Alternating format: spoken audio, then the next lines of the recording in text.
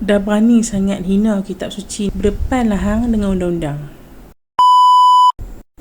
Al-Quran dipijak, ini bukan isu kecil tau.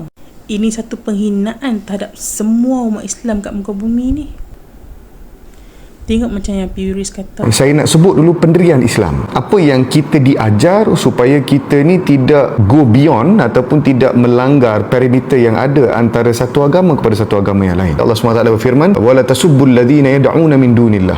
Jangan kamu menghina agama yang menyembah selain daripada Allah. Itu adalah prinsip, itu adalah pahaman kita. Dan YBM agama pun dah bersuara, Kerajaan Madani pun dah bertindak, dan Pahang sendiri pun dah mengeluarkan titah untuk ambil tindakan tegas kepada mereka yang persendakan agama.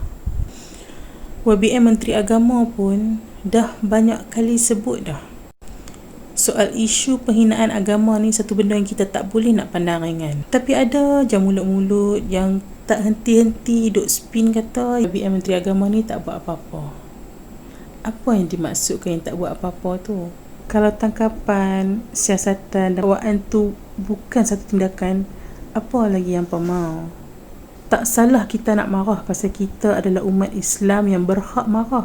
Sebab benda ni mencetuskan provokasi terhadap agama kita sendiri. Orang dah hina agama kita kan. Takkan kita nak duduk diam je. Tapi benda ni kita biar dia berjalan ikut proses undang-undang.